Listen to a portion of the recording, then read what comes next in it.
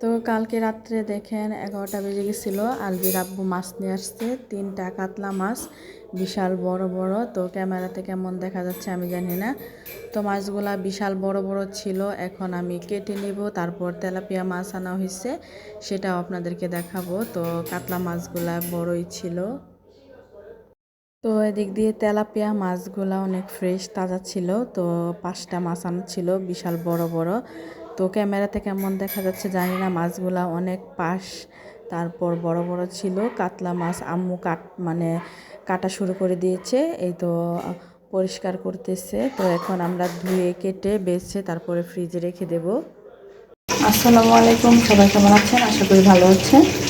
তো আজকে আমি এই যে সাজনা আর আলু দিয়ে টমেটো দিয়ে মাছ রান্না করব, কাতলা মাছ রান্না করব। কালকে দেখছেন যে কাতলা মাছ আনছিল, সেটাই রান্না করব। ওদিক দিয়ে যে গরম গরম ভাত হয়ে গেছে, এদিক দিয়ে টমেটো কেটে রেখেছি, এদিক দিয়ে কাতলা মাছগুলা ভাজার জন্য মশলা দিয়ে দিয়েছি, আর এদিক দিয়ে তো তেলাপিয়া মাছ ভাজতেছি ভাজা খাওয়ার জন্য। তো এদিক দিয়ে যে পেঁয়াজ কষানো হয়ে গেছিল, তারপর আমি এখানে দিয়ে দিয়েছি মরিচ, লবণ, হলুদ আর টমেটো দিয়ে দিচ্ছি। আর এদিক দিয়ে হালকা করে মাছগুলা ভেজে নিয়েছি। এই যে এদিক দিয়ে মশলা কষানো হয়ে গেছিল, তারপর আমি এদিক দিয়ে যে সাজনা আলু দিয়ে দিলাম। তো এখন ভালোভাবে কষিয়ে ঝোলের পানি দিয়ে দিব।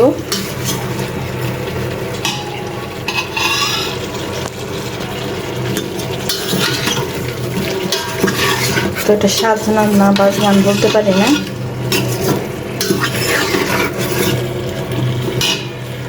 তো এদিক দিয়ে মশলা কষানোর পরে আমি এই যে ঝোলের পানি দিয়ে দিলাম। তো এটা রান্না হতে থাকুক, বলক আসলে তারপর মাছগুলো দিয়ে দেব।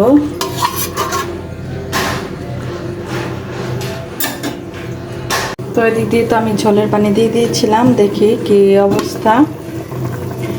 তো এই তো আমার ঝোলে বলক এসে গেছে তরকারিতে। তো একটু সিদ্ধ হলে একটু পরে মাছটা দিয়ে দেব, যেহেতু আমি মাছটা ভেজে রেখেছি এই যে হালকাভাবে।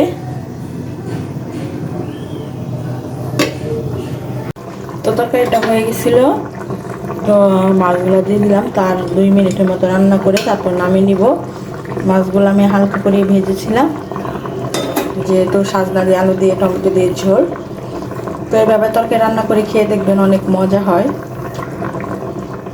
ভালো লাগে। ডাউল দিয়ে খেলে, তারপর সাজনা চাপা শুকিয়ে দিয়ে খেলেও ভালো লাগে। তো আপনারা মাছ দিয়েও রান্না করে দেখবেন, অনেক মজা হয়। এই তো আমার তরকারি হয়ে গেছে, এখন আমি নামিয়ে নিয়েছি, রাইস কুকার বন্ধ করে দিয়েছি। এই তো গ্যাসের যে চাহিদা, তো চেষ্টা করি যখন একটু সময় থাকে তো আমি রাইস কুকারে রান্না করতে চেষ্টা করি। তো আজকে রান্না করলাম সাজনা দিয়ে মাছ, আলু দিয়ে টমেটো দিয়ে ঝোল, আর ভাত রান্না করছি। আম্মু শাক দিয়েছিল, লাউ শাক, আর তেলাপিয়া মাছ ভাজা করছি। তো এই তো আমার মাছের তরকারি রান্না করা শেষ। তো মাশাআল্লাহ অনেক সুন্দর হয়েছে, খেতেও ভালো লাগবে আলু দিয়ে। তারপর সাজনা দিয়ে কাতলা মাছ দিয়ে রান্না করছি। তো আপনারা অবশ্যই রান্না করে খেয়ে দেখবেন, আর কমেন্টস করে বলবেন কেমন লাগে।